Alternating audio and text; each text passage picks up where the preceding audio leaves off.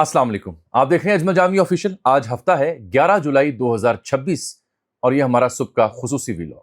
कभी अगर ये चैनल अजमल जामी ऑफिशियल पसंद आ जाए तो मेहरबानी मोहब्बत उसका मुजाहरा कर लें, चैनल सब्सक्राइब कर लें, टली वाला बटन दबा लें ताकि वीडियोस की नोटिफिकेशंस आप तक पहुंचते रहें। ईरान अमेरिका मामलात, झड़पें हुई, तदफीन हो गई जनाब आयतुल्लाह शहीद की, लेकिन इस बीच ट्रंप कह रहा है कि सीज फायर तो खत्म हो चुकी लेकिन बातचीत हम करना चाह रहे हैं। कतरी तेहरान क्यों पहुंचे, पाकिस्तान की टल्लियां क्यों खड़क रही हैं, ये बात की बात। 2 से 3 बड़े अहम मौज़ूआत हैं सुबह सवेरे जो आपकी खिदमत में पेश करें, जो दिन भर वीलॉग हमारा देखेंगे। अर्ज यह है कि इसराइल का प्राइम मिनिस्टर बिन्यामीन नेतन्याहू, दुनिया भर में जो उसकी शोहरत है, जंगी जराइम हो, इंसानियत का कत्लेआम हो, उसकी वजह से पूरी दुनिया लान तान तो करती है। इंटरनेशनल कोर्ट ऑफ जस्टिस भी वारंट गिरफ्तारी जारी करता है, लेकिन खबर पता क्या जो मैंने आपकी खिदमत में पेश करनी है, जो दुरुस्त खबर है, इसराइल का मारूफ अखबार है हारेट्स, उसने ये खबर रिपोर्ट की। middleeasteye.com इसने भी खबर रिपोर्ट की और ये ऑन रिकॉर्ड भी है सोशल मीडिया के ऊपर। इसराइली वजीर आजम का जो सगा बेटा है वो अपना नाम बदलने पर मजबूर हो चुका है और उसने अपना नाम बदल लिया। और ये पहला मौका नहीं, इसका जो एक और बेटा है वो 5 साल पहले भी नाम बदल चुका है। ये है नंबर 1 मौजू।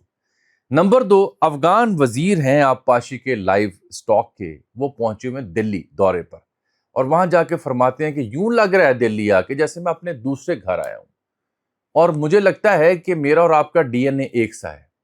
तो वो लोग जो इनके हमदर्द हैं उनसे एक सवाल और फिर डिटेल बाद में कि जनाब अली ये फिर जहाद काहे का था? ये ला इलाहा का जो अलम उठा के आप जहाद कर रहे थे तो वो किसके खिलाफ था? कुफ्फार के खिलाफ था या फिर मुसलमानों का खून बहाना था? तो डीएनए अगर एक है तो सवाल ये पैदा होता है बाप आप हैं या माँ आप हैं? इसके ऊपर बाद में बात। फिर पेट्रोलियम प्राइसेस में इजाफा कर दिया हमारी हुकूमत ने, इसका तो बड़े ही गरक ना कि जो इकदाम ये उठाते हैं उसके ऊपर भी बात करते हैं, तफसील से बात करेंगे। लेकिन सबसे पहले बिन्यामीन नेतन्याहू का बेटा, इसका नाम है यायर नेतन्याहू, यह अपना नाम बदलने पर मजबूर हुआ है। वजह एक ही है, जितने भी मैंने अखबारात पढ़े और रात गए जो मुतालिया किया इसके हवाले से, मेरी नज़र में सबसे अहम खबर यह थी कि अगर किसी शख्स की औलाद उसके तारुफ से परेशान हो जाए कि मेरा बाप ये है तो लानत ऐसे वालिदैन के ऊपर। तो ऐसा नेतन्याहू के साथ हुआ है।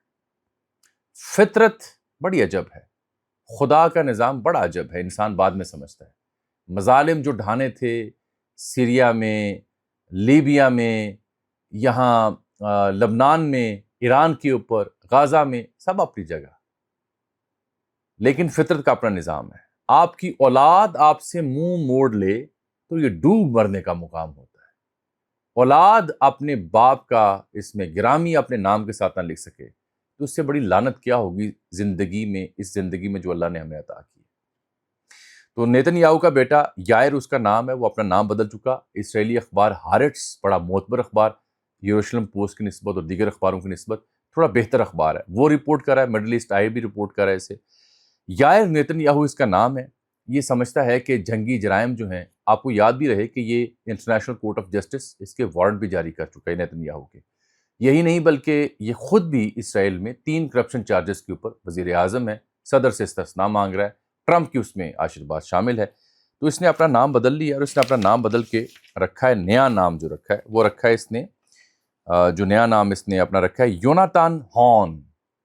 नेतन्याहू का जो सीगा है वही ख़त्म कर दिया इसने। ये पहला मौका नहीं है कि नेतन्याहू की फैमिली में नाम बदले जा रहे हों। इसका बाप भी नाम बदलने पर मजबूर हुआ, ये खुद भी अपना नाम बदल चुका है। अब मैं इसकी डिटेल आपको बताता हूं। यायर का भाई है जिसका नाम है एवनीर नेतन्याहू, वो भी चंद साल पहले, प्रिसाइसली जो मैंने डेटा चेक किया, 5 साल पहले अपना नाम बदल चुका है। इसका खानदान बैनुल-अक़वामी दबाव का शिकार है। इसके बच्चे जब कोई बिजनेस करना चाहते हैं अमेरिका में, लंदन में, इंडिविजुअल कैपेसिटी में, उन्हें इस नाम की वजह से, नेतन्याहू की वजह से परेशानी होती है। जाहिर बात है कहीं ना कहीं दुनिया भर में اہل ضمیر بیٹھے ہوئے ہیں، جب انہیں پتہ چلتا ہے نیتن یاہو کا بیٹا ہے تو وہ اسے بھی یوں ہی تصور کرتے ہیں کہ اس کا بیٹا ہے۔ اب اس میں ہوا کیا ہے؟ ہوا یہ ہے کہ یائر نے اپنا نیا نام جو میں نے آپ کو بتایا یوناتان ہون، یہ سوشل میڈیا پہلے بدلا۔ اس نے اپنا نام اس لیے بدلا کہ اسرائیلی اخبار کہتا ہے کہ یہ اس کا جو باپ کا نام ہے اس کے لیے ٹاکسک بن چکا ہے، for Asian seeking business ties in the US۔ America میں کاروبار کے فروغ کے لیے جب وہ کام کرتا ہے تو اسے پریشانی ہوتی ہے جب اس کے نام کے ساتھ نیتن یاہو آتا ہے۔ مڈل ایسٹ آئی.نیٹ نے یہ خبر چھاپی یوناتhan ہون کے حوالے سے کہ نام بدل چکا ہے۔ بدھ کو ہارٹس نے یہ خبر چھاپی جو پس پش رہ گئی کیونکہ اسرائیلی لابی بڑی تگڑی ہے تو خبر منظر عام پر نہیں آ سکی۔ 2024 تک ٹیکس پر اس کا نام، ٹیکس کے جو ڈاکومنٹس ہوتے ہیں نیتن یاہو کے نام سے تھا جو اب بدلا جا چکا ہے۔ سوشل میڈیا پر بھی اپنا ہینڈل تبدیل کر چکا ہے۔ ماں کا جو باپ ہے، اس کی ماں جو سارا ہے، اس کا جو باپ ہے اس کا سر نیم اس نے اپنے نام کے ساتھ لگایا یوناتhan ہون۔ یہ اس کے ماں کے باپ کا نام ہے جو ساتھ لگایا۔ باپ اصلی جو ہے یا دادا اس کا نام لگانا پسند نہیں کیا، اور اس کے علاوہ یہ 2018 تک اپنے باپ سے اتنا لوائل تھا کہ اس کے لیے فنڈ ریزنگ بھی کرتا رہا، لیکن اب حالات ایسے پیدا ہوئے کہ اس کا نام ساتھ جاری نہ رکھ سکا۔ 5 سال پہلے اس کا جو بیٹا ہے ایونیر نیتن یاہو، وہ بھی اپنا نام بدل چکا ہے اور نام رکھا ایوی سیگل۔ اس کا دوسرا جو بیٹا ہے وہ آکسفورڈ میں اس نے اپارٹمنٹ ایک لینا تھا لندن میں، تو تب اس نے اپنا نام بدلا تھا کیونکہ ادروائز اسے اپارٹمنٹ نہیں وہاں مل رہا تھا نیتن یاہو کے نام کے اوپر۔ اب نیتن یاہو جو ہے یہ 1980 میں امریکہ میں جب تھا تو اس نے بھی اپنا نام بدلا۔ اس کا اصل نام تھا بین نتائی، تو اس نے نام بدلا۔ اس کا باپ بھی نام بدل چکا۔ باپ کے نام بدلنے کی کہانی کچھ اور طرح کی ہے، لیکن اس کے باپ کا نام تھا بینزن میلکاوسکی، تو اس نے نام رکھا بینزون نیتن یاہو۔ وہاں سے پھر نیتن یاہو فیملی مشہور ہوئی اور اس کا نام منظر عام پر آیا۔ اسرائیلی وزیراعظم کا جو بیگم ہے سارا نیتن یاہو، 1991 میں اس نے شادی کی۔ 3 اس کے بچے ہیں، 2 بیٹے 1 بیٹی۔ تو یائر نیتن یاہو 1991 میں پیدا ہوا، اس نے نام بدل لیا ہے۔ جو دوسرا ہے ایونیر نیتن یاہو، وہ 1994 میں پیدا ہوا، وہ 5 سال پہلے نام بدل چکا۔ چھوٹا بیٹا سب سے پہلے نام بدلنے میں مجبور ہوا۔ ایک بیٹی ہے جس کا نام ہے نوا روتھ، وہ 1978 میں اس نے ایک پہلی شادی کی تھی، اس سے ایک بیٹی ہے، شادی شدہ ہے۔ اس نے ابھی نام نہیں بدلا کیونکہ اس کے نام کے ساتھ اس ہسبینڈ کا نام آ گیا نوا روتھ۔ یہ سب کسی زمانے میں میلواکوسکی کا نام سر نیم یوز کرتے تھے، پھر نیتن یاہو ہوئے، اور اب یہ آپ کے سامنے ہے کہ اولاد نام بدل چکی ہے اپنے باپ کے نام سے، تنگ آ کر، نفرت میں آ کر، دنیا بھر سے جو ضمیر جاگا اس کی وجہ سے۔ یہ سب سے امپورٹنٹ ایشوز تھا جو میں نے آپ کی خدمت پیش کرنا تھا۔ اب آ جائیں جی افغان وزیر جو ہیں، افغان وزیر کا بھی جائزہ لے لیتے ہیں۔ افغان وزیر جو ہیں ان کا اسم گرامی ہے عطا اللہ۔ یہ وہاں پہنچے نیو دہلی میں، اور وہاں جا کے جو انہوں نے گفتگو کی بڑی دلچسپ ہے۔ وہاں جا کے یہ کہتے ہیں، یہ اصل میں ان کے لائف سٹاک کے اور آبپاشی کے زراعت کے وزیر ہیں موصوف۔ یہ کہتے ہیں بھارت جا کے میں بڑی اپنائیت محسوس کر رہا ہوں، ایسے لگ رہا ہے جیسے میں اپنے ملک میں ہوں۔ وزیر زراعت آبپاشی لائف سٹاک عطا اللہ عمرانی، اور فرماتے ہیں ملا صاحب کہ ایک صحافی کا سوال ہے جس کے جواب میں انہوں نے کہا کہ میرا اور آپ کا ڈی این اے ایک ہے۔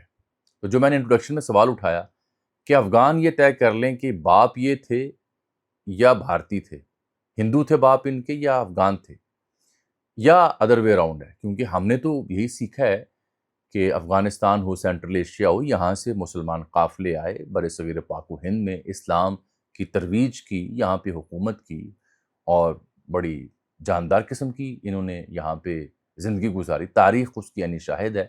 تو اب افغان موجودہ جو رجیم ہے طالبان کی، ان کو کیا سوجا ہے کہ وہ اپنا ڈی این ان کے ساتھ ملا رہے ہیں؟ طے کر رہے ہیں نا کہ آپ باپ ہیں یا ماں ہیں۔ دوسری بات یہ کہ جو آپ نے جہاد کا علم بلند کیا تھا لا الہ کے نام پہ، وہ کفار کے خلاف تھا، مشرکین مکہ کے خلاف تھا، اللہ اللہ کے رسول کو نام ماننے والوں کے خلاف تھا، یا مسلمانوں کے خلاف تھا؟ کیونکہ آپ کی جتنی انرجیز ہیں بھارت کے تعاون سے، وہ کلمہ پڑھنے والوں کے خلاف ہیں۔ اسی لیے بی ایل اے کلدم اور ٹی ٹی پی کلدم، ان دونوں کی مشترکہ ٹریننگ ہو رہی ہے کابل میں، اجیت دوول اور را کے نیکسس سے فنڈنگ ہو رہی ہے اور باقاعدہ وہاں پہ کام جاری ہے.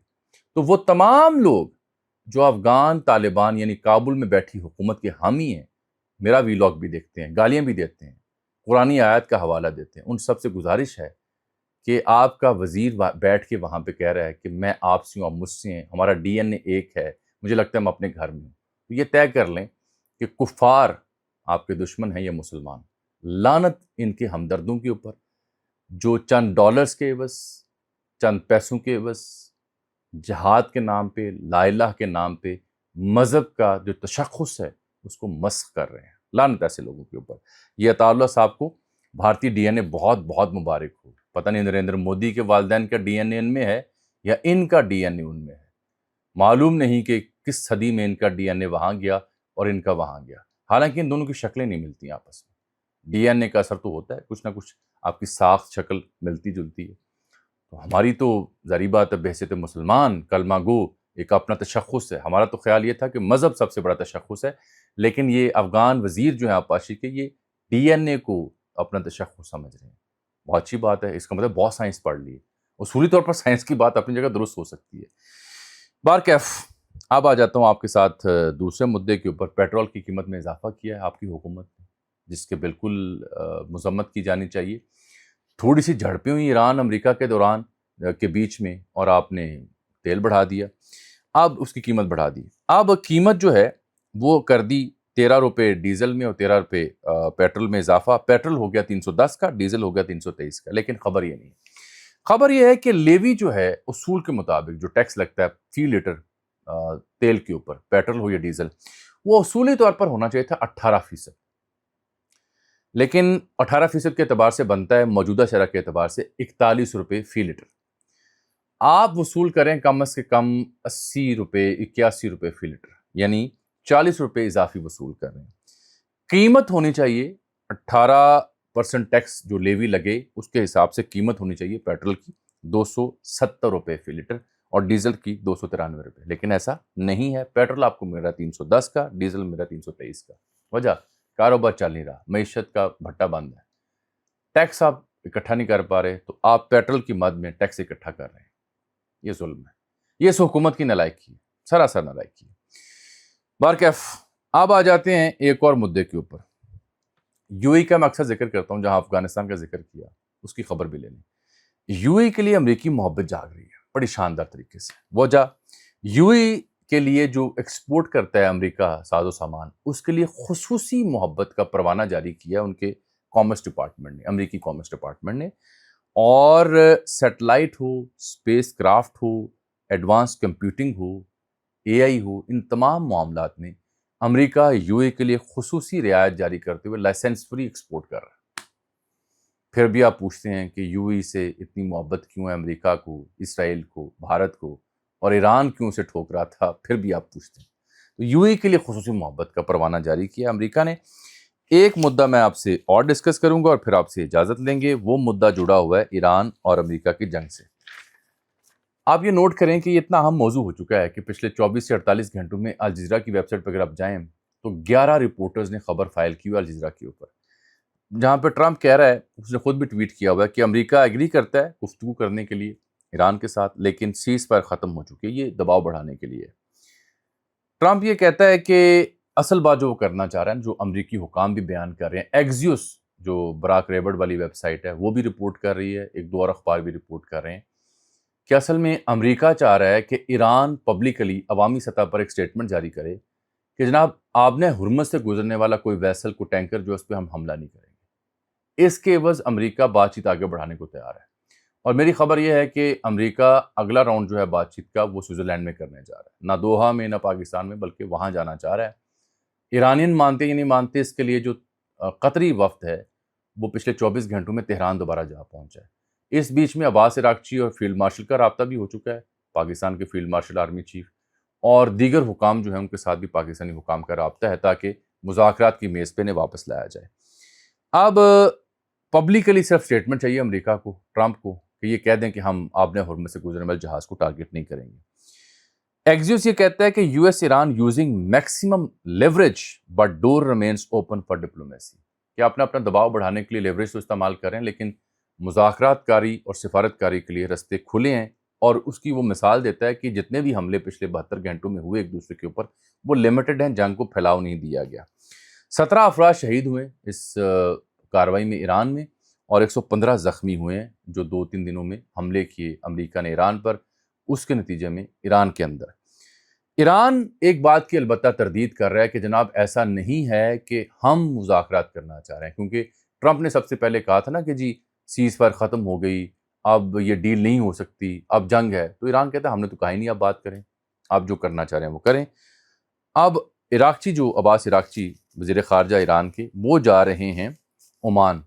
آج کی تاریخ میں جب میں آپ سے مخاطب ہوں، آپ دیکھیں گے خبر آ چکی ہوگی، عمان کو وہ سمجھانے جا رہے ہیں کہ جو آپ نے ہرمز میں رستہ جو ایران نے آپ کے تعاون سے طے کیا تھا وہی رستہ ہوگا، ان لائک جو امریکہ، یو این اور عمان کی تجویز کردہ ایک اور رستہ تھا جو عمان کے بالکل قریب، جو کل پرسوں میں بتا چکا ہوں، وہ کہتے ہیں یہ نہیں ہو سکتا، ہماری عملداری ہے، ہماری کوسٹل لائن لگتی ہے، ہمیں یہاں سے جہاز گزارنے کی اجازت دی جائے۔ تو یہاں جب تک یہ حتمی معاہدہ ہو نہیں جاتا ایران امریکہ کا، یہ کہانی آپ مسلسل دیکھتے اور سنتے رہیں گے۔ مجھے اجازت دیجیے، اللہ حافظ۔